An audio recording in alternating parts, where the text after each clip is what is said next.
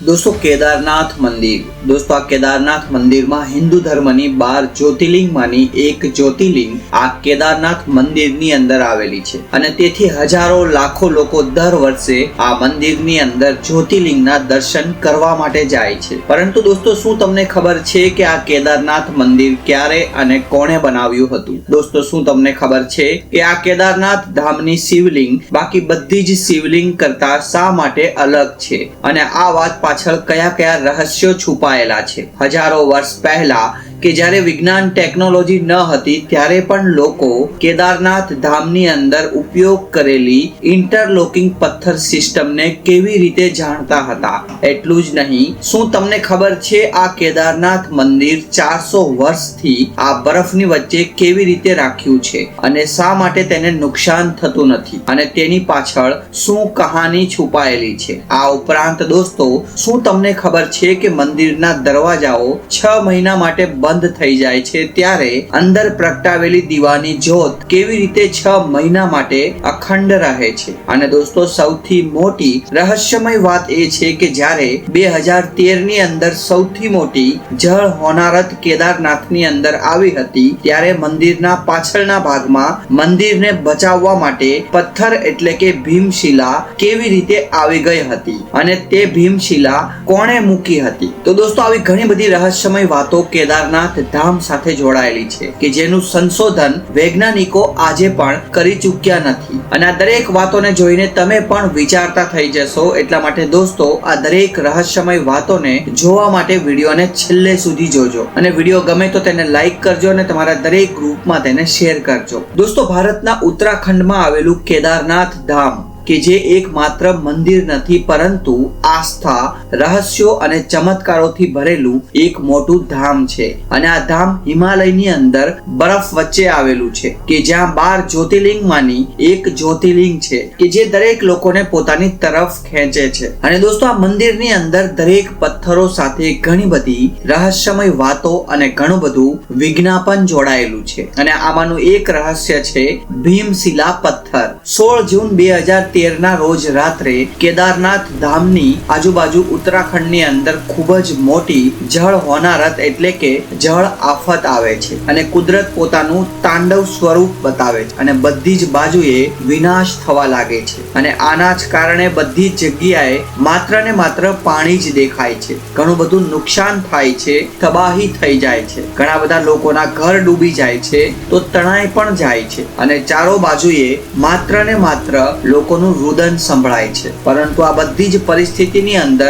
કેદારનાથ ધામની અંદર એક એવો ચમત્કાર થયો કે જેના કારણે લોકોની કેદારનાથ ધામ પ્રત્યેની આસ્થા વધવા લાગી અને આ ચમત્કાર હતો એક પથ્થર કે જેને લોકો ભીમશિલા કહે છે। દોસ્તો જ્યારે રાત્રે મંદાકિની નદીમાંથી ખૂબ જ માત્રામાં પાણી આવી રહ્યું હતું એટલે કે વિનાશ થઈ રહ્યું હતું અને મકાનો, બિલ્ડિંગો બધી જ પાણીની અંદર પડી રહી હતી અને કહેવાય છે કે 6000 કરતા વધારે લોકો મૃત્યુ પામ્યા અને લાખો લોકો બેરોજગાર, ઘર વગરના થઈ ગયા અને ધીમે ધીમે પાણી મંદિર તરફ વધી રહ્યું હતું અને એટલામાં જ એક ખૂબ જ મોટો પથ્થર એટલે કે ભીમશિલા કે જે મંદિરના પાછળના ભાગમાં આવી જાય છે અને મંદિરને આવનારા પાણીથી બચાવે છે અને ત્યારબાદ 2 ભાગની અંદર પાણી વહેંચાઈ જાય છે અને આ પાણી મંદિરની બંને સાઈડમાંથી જતું રહે છે અને આ જોતા એવું લાગે છે ભગવાન શિવજીનું સાક્ષાત સ્વરૂપ કે જે મંદિરને સુરક્ષિત રાખતું હતું અને આ જ કારણોસર તબાહીના કારણે કેદારનાથ ધામની આજુબાજુ બધું જ વિનાશ થઈ ગયું। પરંતુ આ પથ્થર એટલે કે શિલાના કારણે ભગવાન શિવજીનું આ ધામ સુરક્ષિત રહ્યું અને તેથી જ આ પથ્થરને લોકો ભીમશિલા કહે છે અને આ ભીમશિલાને લોકો ભગવાન શિવજીનો ચમત્કાર માને છે અને આજ સુધી કોઈ એ નથી જાણી શક્યું કે આ પથ્થર ક્યાંથી અને કેવી રીતે આવી ગયો અને શા માટે મંદિરથી 50 ફૂટ દૂર ઊભો રહી ગયો અને આ ભીમશિલાના ચમત્કારથી લોકોની શ્રદ્ધા વધુ મજબૂત બની ગઈ અને આ ભીમશિલા આજે પણ કેદારનાથ ધામની અંદર છે કે જેને લોકો પૂજે છે અને આ પથ્થરને એટલે કે ભીમશિલાને મંદિરનો એક ભાગ માનવામાં આવે છે અને આ ભીમશિલા 20 થી 25 ફૂટ જેટલી લાંબી અને 10 થી 15 ફૂટ જેટલી પહોળી છે અને તેનું વજન 1000 મેટ્રિક ટન જેટલું છે. હવે દોસ્તો એ પણ જોઈએ કે આ 400 વર્ષથી આજે પણ આ મંદિર કેવી રીતે સુરક્ષિત રહે છે. 2013માં એટલી મોટી આફત આવવા છતાં પણ મંદિર કેવી રીતે સુરક્ષિત રહ્યું. તો દોસ્તો આ વાતનું રહસ્ય છે મંદિરની બનાવટ કે જેને પ્રાચીન ઇન્ટરલોકિંગ સિસ્ટમ કહેવાય છે. એટલે કે આ મંદિરના દરેક પથ્થરોને પ્રાચીન સમયની અંદર ઇન્ટરલોકિંગ સિસ્ટમથી એકબીજા સાથે જોડવામાં આવ્યા છે. દોસ્તો આ સિસ્ટમ અનુસાર મંદિરના દરેક પથ્થરોને સિમેન્ટ અથવા માટીના ઉપયોગ કર્યા વગર એકબીજા સાથે એવી રીતે જોડવામાં આવે છે કે જે એકબીજાની સાથે લોક થઈ જાય છે. હજારો વર્ષ પહેલા કે જ્યારે કોઈ પણ પ્રકારની ટેકનોલોજી ન હતી ત્યારે આ મંદિરનું મોટા મોટા પથ્થરોમાંથી નિર્માણ કરવામાં આવ્યું અને ત્યારે કારીગરોએ પોતાની સૂઝબૂઝથી દરેક પથ્થરોને એવી રીતે કોતરી કાઢ્યા કે જે એકબીજાની અંદર ફિટ થઈ જાય અને આ ફિટિંગ કરવાની ટેકનિકને લોકો ઇન્ટરલોકિંગ સિસ્ટમ કહે છે અને આ ટેકનિકના કારણે જ મંદિર દરેક આફતોથી બચી શકે છે અને આ વાતનું રહસ્ય આજ સુધી વૈજ્ઞાનિકો શોધી શક્યા નથી. હવે દોસ્તો જોઈએ આ કેદારનાથ મંદિરનું નિર્માણ.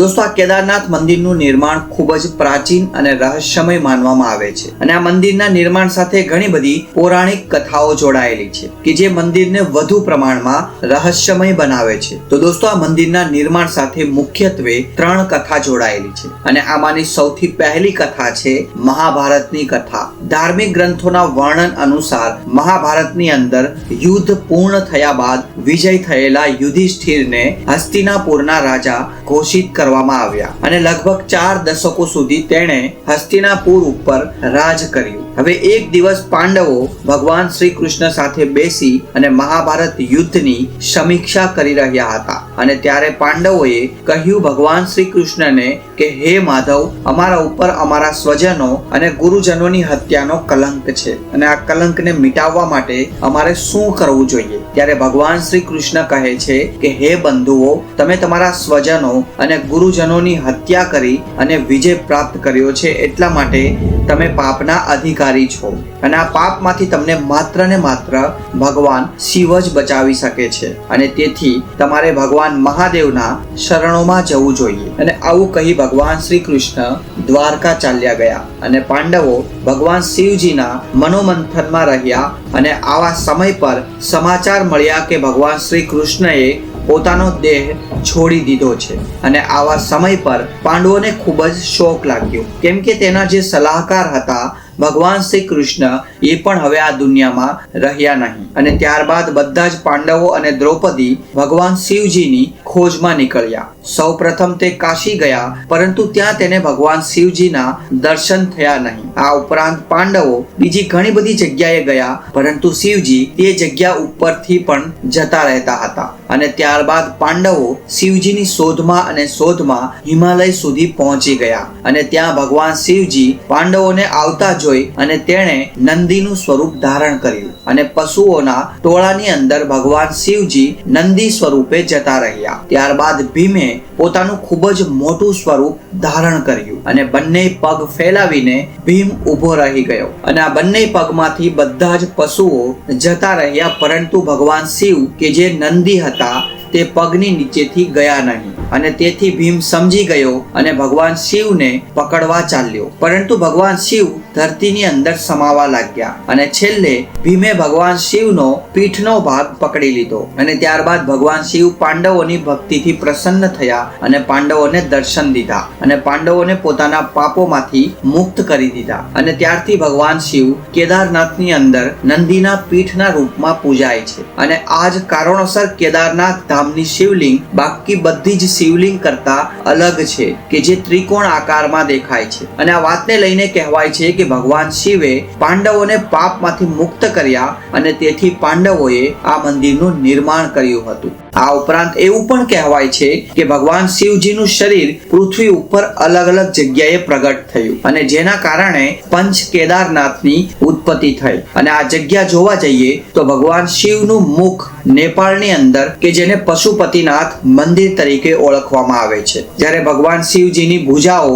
ટંગુનાથની અંદર, ભગવાન શિવજીનું મુખ રુદ્રનાથની અંદર, જ્યારે ભગવાન શિવજીની નાભી મંદમહેશ્વરીની અંદર અને જટાઓ કલ્પેશ્વરની ની અંદર પ્રગટ થઈ હતી અને આ 5 સ્થાનને પંચ કેદારનાથ રૂપમાં પૂંજવામાં આવે છે અને આ 5 કેદારનાથ રૂપની અંદર કેદારનાથ ધામ ને સૌથી પ્રમુખ માનવામાં આવે છે કેમ કે અહીંયા ભગવાન શિવજીની પીઠ રૂપની પૂજા કરવામાં આવે છે। આ ઉપરાંત બીજી કહાની જોવા જઈએ તો શિવ પુરાણ આધારિત બદ્રીવનની અંદર ભગવાન વિષ્ણુના અવતાર નર નારાયણ પાર્થિવ શિવલિંગ બનાવી અને પૂજા કરતા હતા અને ત્યારે ભગવાન શિવ નર નારાયણની તપસ્યા જોઈ અને પ્રગટ થયા અને વરદાન માંગવા કહ્યું અને ત્યારબાદ નર નારાયણે વરદાન માંગ્યું કે હે પ્રભુ તમે શિવલિંગના રૂપમાં હંમેશા માટે અહીંયા પ્રગટ થાઓ અને તેથી દરેક ભક્તો તેને સાક્ષાત જોઈ શકે અને ત્યારબાદ ભગવાન શિવ સાક્ષાત જ્યોતિર્લિંગ સ્વરૂપની અંદર પ્રગટ થયા અને આ જ્યોતિર્લિંગ ભગવાન શંકર અને વિષ્ણુનો સમન્વય ગણવામાં આવે છે કે જ્યાં કેદારનાથની અંદર ભગવાન શિવ અને જ્યારે ભગવાન વિષ્ણુ બદ્રીનાથની અંદર। આ ઉપરાંત કહેવામાં આવે છે કે 8મી શતાબ્દીની અંદર આદિ શંકરાચાર્ય દ્વારા આ મંદિરનું ફરી નિર્માણ કરાવવામાં આવ્યું અને તેણે મંદિરની અંદર શિવલિંગ સ્થાપિત કર્યું અને આ મંદિરને હિન્દુ ધર્મના મુખ્ય તીર્થ સ્થાન તરીકે સ્થાપિત કર્યું અને આદિ શંકરાચાર્યએ પોતાના છેલ્લા દિવસો આ કેદારનાથ મંદિરની અંદર વિતાવ્યા અને છેલ્લે તેણે મોક્ષ પ્રાપ્ત કર્યો અને આજે પણ આદિ શંકરાચાર્યની સમાધિ કેદારનાથ ધામની અંદર મંદિરના પાછળના ભાગમાં મૂકવામાં આવેલી છે અને આ જગ્યા ઉપર આવનારા દરેક લોકો તેની પૂજા કરે છે। હવે દોસ્તો જોઈએ કે મંદિર બંધ થયા પછી પણ શા માટે અંદર પ્રગટાવેલો દીપક 6 મહિના સુધી બુઝાતો નથી। દોસ્તો શરદીના મોસમમાં મંદિર 6 મહિના માટે બંધ કરવામાં આવે છે તો દોસ્તો આ સાંભળીને આપણા મનમાં જરૂરથી સવાલ થશે કે જ્યારે મંદિરને 6 મહિના માટે બંધ કરવામાં આવે છે ત્યારે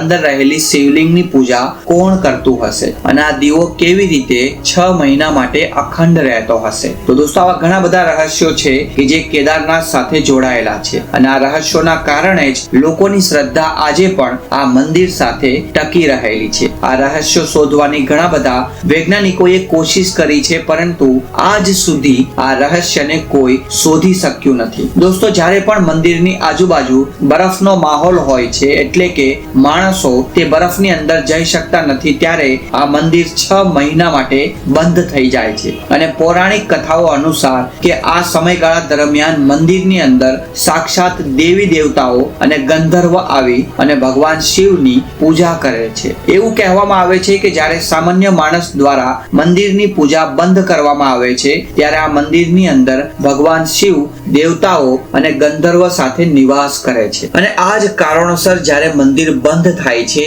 ત્યારે જે દીપક જલાવવામાં આવે છે તે છેલ્લા 6 મહિના સુધી કોઈ પણની દેખરેખ વગર પ્રગટ્યા કરે છે અને તે બુઝાતો નથી એટલે કે અખંડ રહે છે અને આ એક ચમત્કાર કરતા પણ કંઈ ઓછું નથી। હવે દોસ્તો આ દરેક ચમત્કાર અને આવી દરેક ઘટનાઓ આ ઉપરાંત કેદારનાથ ધામ મંદિર વિશે તમારું શું કહેવું છે તે નીચે કોમેન્ટ બોક્સમાં જરૂરથી જણાવજો અને દોસ્તો કોમેન્ટ બોક્સમાં હર હર મહાદેવ લખવાનું ભૂલતા નહીં। તો દોસ્તો આ હતી કેદારનાથ ધામ સાથે જોડાયેલી ખૂબ જ રસપ્રદ માહિતી કે જેનાથી મોટા ભાગના લોકો અજાણ છે। આશા રાખીએ છીએ કે દોસ્તો વિડીયો તમને ગમ્યો હશે અને તમને કંઈક નવું જોવા અને જાણવા મળ્યું હશે અને દોસ્તો વિડીયો ગમ્યો હોય તો જરૂરથી તેને લાઈક કરજો અને તમારા દરેક ગ્રુપ જેવા કે વોટ્સએપ ગ્રુપ ઇન્સ્ટાગ્રામ ગ્રુપ અને ફેસબુક ગ્રુપમાં જરૂરથી તેને શેર કરજો અને દોસ્તો આવા જ બીજા ઇન્ટરેસ્ટિંગ અને નોલેજેબલ વિડીયોને જોવા માટે જરૂરથી ચેનલને સબસ્ક્રાઇબ કરી લો અને સાથે બાજુમાં રહેલું ઘંટડી બટન દબાવી દો। તો બસ મિત્રો આજ માટે એટલું જ। હવે મળીશું નવા વિડીયોમાં નવા નોલેજ સાથે અને ત્યાં સુધી આપ સર્વોને મારા જય હિન્દ જય ભારત અને દોસ્તો તમે તમારો કિંમતી સમય નીકાળી અમારો વિડીયો જોયો તે બદલ તમારો ખૂબ ખૂબ ધન્યવાદ।